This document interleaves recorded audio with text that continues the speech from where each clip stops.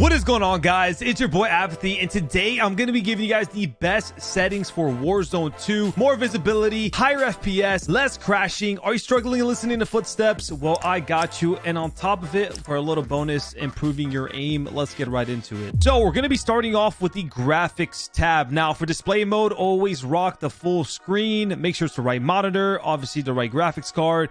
Make sure your screen refresh rate is on the right number. Whatever your monitor is, mine's at 240 hertz. So obviously you got to make sure it's on the right one because this will make a difference. Dynamic resolution off, VSync off. This will drain your frames. I have aspect ratio on 16.9, custom frame rate unlimited. You can mess around with that. Now for the quality tab, I have this on 100, which is usually going to be whatever your resolution of your monitor is. Again, mine is a 1440p, so it's right. It's on 100. Obviously, if you lower it down, you see the numbers go down. I have my fidelity cast on. This is a huge difference in quality, so you can see I go show more. I have this on 100%. This is going to make the game look way more clearer, way more sharper.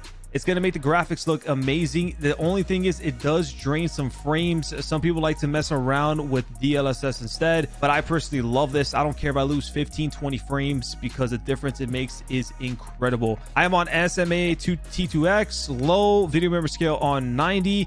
People like to have this higher because it usually gives you more performance, but if you're having issues with crashes maybe or stuff like that, maybe stuttering, hitching, you can lower this down to like 70, 60, and you might see an improvement in that. Texture resolution very low. You're gonna see a lot of these low. Particle quality level very low. Bullet impact spray off. Shader quality low. Tessellation off. Terrain memory minimum. Demand texture streaming off. Stream quality off. Low off.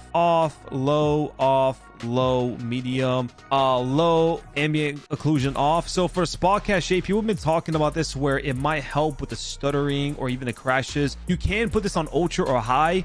I used to have it on low, but I put it on medium. Like, you can put this on high. It might improve that situation. So just to help you guys out, a lot of these settings are low or off because they drain your FPS, and obviously you want a better performance while playing. So again, screen space reflections off, low, off, on. Now people talk about boost. There's not a big difference when it comes to doing boost, so a lot of people just prefer to have it on. If you like it or you feel like it makes a difference, then you can put it on boost, but just make sure you have it on. Just on is fine. Depth of field off, world motion blur off, weapon motion blur off, and film grain have this on 0, so the quality looks better. Now for my view, I do have an FOV of 120 in Warzone. I feel like Warzone is better to have that wider FOV just so you can see people, so you can spot them. In multiplayer, it isn't as big of a deal, but Warzone is a whole different story. So you definitely want to have your FOV. I will say between 110 to 120 is a good number. You don't have to have it at 120, but at least at 110. I play unaffected, lower visual recoil, weapon field of view. It's currently on default, but I did have it on wide, so the gun looks smaller. Third person field of view 80, vehicle field of view default 50% and 50%. Now for the audio, this is important, so listen up. I currently have it on headphones. I'm a big home theater fan, but currently the way the audio is, I like headphones the most. I feel like I can pick up footsteps easier. Master volume, I have it on 80. I feel like you got to blast the audio a little bit, but I do use the Go XLR where I can like move the knob for volume up and down, so I can kind of control it on my side, but I like to have the master volume at 80. Dialogue volume of 50. This is obviously going to be call outs from your character saying, hey, precision airstrike incoming, UAV inbound, you know, stuff like that. Enemy UAV inbound. So you definitely want to have this on. I usually recommend like 50 to 60. You don't want to have it too high nor too low. Music volume on 0 because you don't want any distractions with music. FX volume on 100. Hit marker volume on 90. Some people like this a little bit lower. I definitely like to hear the hit markers. You can put like 80, for example. You definitely don't want it being too loud, but you want to hear the hit marker sounds. Mono audio off. So people have been messing around with this, having it on and putting the mono mount 0. I messed around with it, but for some reason it just makes the audio overall kind of low, and I didn't like that. I feel like I struggled hearing footsteps sometimes, so I turned it back off. If you're wondering how to turn on proximity chat to talk in game, make sure you have this on, and then you can do push to talk or open mic, so your mic is always picking up in game. And there's one more secret setting that I want to show you guys that someone actually brought this up to me. Reduced tinnitus sound. I'm not sure how to pronounce that, but basically it sounds from a concussion and flash grenade shell shock is replaced with a more dull murky sound. I tried this on today and it definitely makes a difference. It feels like before everything was so like high pitched and like in a way a little bit annoying when I have it very loud, but now it feels a little bit, you know, reduced, and it's definitely good for listening. Now before we go to the in-game settings and / controller settings, let's talk about interface really quick because there's some big things I want to talk about. First of all, view vertical heads up display, aka the HUD, horizontal vertical. You want to put this more inside. So I have it on 50. Some people have this all the way down. For example, you could put it like on 40. You definitely want this on the lower side. What this is going to do is push your HUD in, your especially your mini map. Now I know there's no red dots, but it's still important to see where teammates are, see where things are spawning. Maybe if you have a UAV up, things you want your mini map, you want everything kind of being closer into the middle of the screen. So this is going to do that. So you kind of want to put this at a lower number. Mini map shape, you also want this square because it's technically a bigger mini map, which is really good. Make sure you have the rotations on. And this is another thing, if you want to figure out how to put, you know, the FPS counter, all these things, it's going to be under telemetry. Or either show more, and then you can click on whatever you want to put on the screen so it shows it. Another big important setting is you can actually have a center dot in the middle of your screen. So basically when you're moving around the map and centering, it's going to be a little dot in the center of your screen. Even if you don't have your gun pointing up and you don't have your crosshairs on the screen, if you're just running around or whatever in a car, it's going to be the center of the screen. So this is really good just for being ready for gunfights, being ready for your opponents. So I actually have this on. This is a new setting. I have mine on default. Some people like larger or largest. You can test them out. It does get pretty big, so it kind of is a little annoying. And another big thing is going to be the color customization. So, you know, when you ping something on the map at the moment, or when your teammate pings something on the map at the moment, it's a white. And what happens is on the mini map or in game, it blends in with the buildings, with the background, with the trees, whatever it is. It blends in very easily. So it's kind of hard to see, maybe pay attention to or figure it out. So that's something you want to change in this game. And that's going to be your neutral. So your neutral color is going to be basically the ping. That's going to be a big thing. So like if your teammate pings or if you ping something, whatever color the color this is, that's what the color is going to be. So let's say you want that to be, let's say green, to pop out more instead of the white. Now every time your teammate pings or you ping something, it's going to be green. So make sure you change it. And now for the last settings, we're going to have to go through this one by one really quickly from the regular to advanced because there's a lot to talk about. First of all, obviously this is kind of personal preference. I play on tactical flipped, on controller vibration off, so you know it doesn't bother me while I'm shooting. Okay, so for sensitivity, I'm currently playing on 770.87. So obviously, especially like in a game like Warzone, you need to beam, kids. You need to shoot pretty straight, especially at range, even though aim assist is a thing. Even if you're a mouse and key, this is important to note.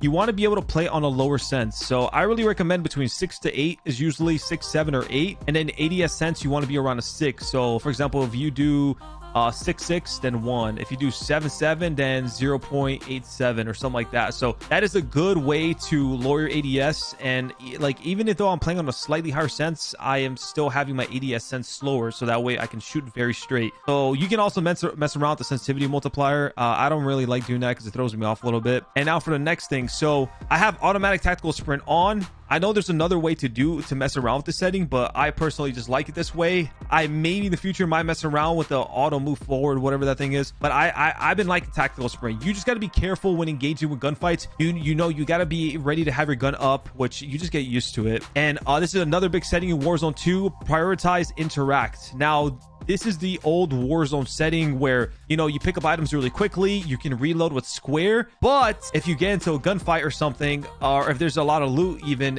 and you square, it's always going to interact first and reload. You have to hold at that point. So people, you tend to put tap to interact, but you want prioritize to interact. This is going to help you with that looting situation. And it's going to make the game feel easier in Warzone 2. Armor plate behavior, apply all. Another big thing. You want to be able to run around while you're plating and not to click it one by one. Sometimes it doesn't register because maybe you hit a movement. It gets clunky. Apply all will make it more smooth. For the next thing, obviously have targeted aim assist on in the advanced tab. Aim assist type. So apparently Black Ops, I don't know if it was a secret nerf or it was public, but they nerfed it a little bit, and I definitely felt it when I went to Warzone 2. That's when they released the big update. I was on Black Ops. I'm back to default. I like Black Ops. I did. It's weird now. It feels weird. It feels like it doesn't really help. It throws me off a little bit. So I went back to default. I've been playing really well, so I have default on. So you can kind of mess around with those two. I would recommend either default or Black Ops. For this gyro behavior or gyro behavior, however you want to pronounce it, I think this is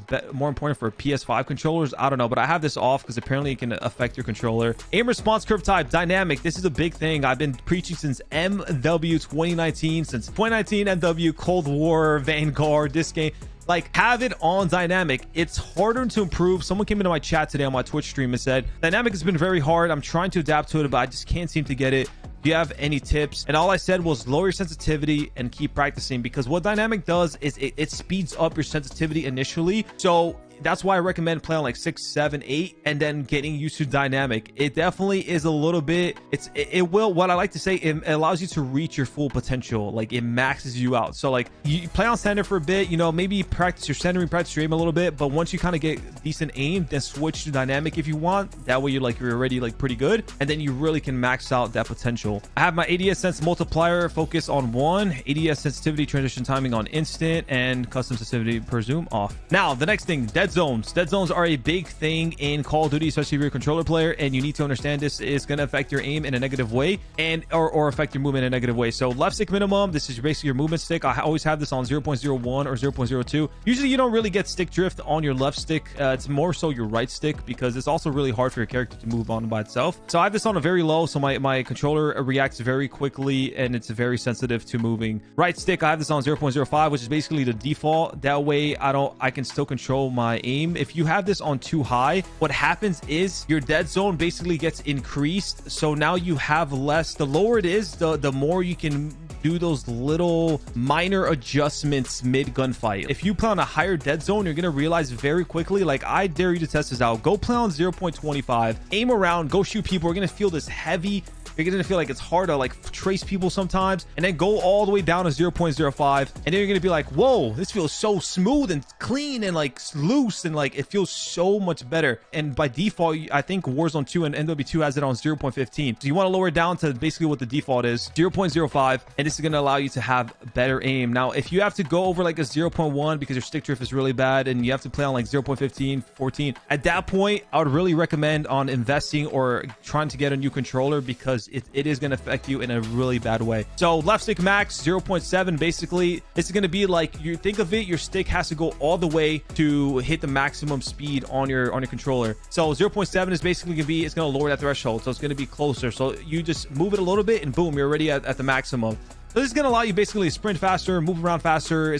Your controller is going to be slightly more responsive when it comes to moving. So I like to have this on a lower, 0.7, 0.75. If you get too low, it feels very weird. Like your controller starts kind of bugging out a little bit because it's too low. You know what I'm saying? So you kind of want to have it around here. Right stick max, keep it on default. I've messed around lowering this, and you're gonna notice, like, if you go like 0.9, your recoil control is gonna be like better in a way. It's like, what? Like, this is weird. It's better, but again, you deal with that problem. What I talked about, it feels heavy. It's gonna become hard to trace people at range. Like up close, you're probably gonna feel amazing. Medium to long range, you're gonna take a hit. So unless you're like a beginner, I really recommend to play this on 0.99. Left trigger and right trigger, you want this on 0.00. This is for instant response. I use a battle beaver, so my controller is basically like a button, but it's still good to have it on 0 just in case you don't. Auto move forward, this is what people have been talking about, using single tap, but I have this on off, and then people have been doing single tap to sprint or run, and I have this just on normal. I just have all the settings off. Grounded mantle off, so you don't mantle random things. Automatic airborne mantle partial. I think if you turn it off, it becomes hard to mantle stuff mid-air, so like I don't like it off, but I have it on partial. Automatic ground mantle off as well, and I believe all this is just standard movement. Parachute auto deploy, you definitely want this off in Warzone 2. That way, you know, you're gonna get shut out the air very quickly, especially in the beginning of the game. Sprinting door bash on for sure. Ledge mantle behavior, mantle only. I have seen people use movement based. I'm still kind of seeing if I want to use this, but I've seen before, like, it basically, what it does is, like, instead of having to press X again, you have to press X to grab a ledge, press X again to fully mantle. You basically jump on the ledge and then you move forward and it automatically mantles you up. It's supposed to be faster, so I would recommend that. And then off, weapon mount exit on, weapon mount exit delay medium on, off, short delay, free look, toggle, moderate, and moderate. All right, guys, those are my best settings for Warzone 2. If you really enjoyed this video, make sure to drop a like. We'll be doing some more tip in-depth videos for you guys. Please don't miss it. You're gonna want to see those.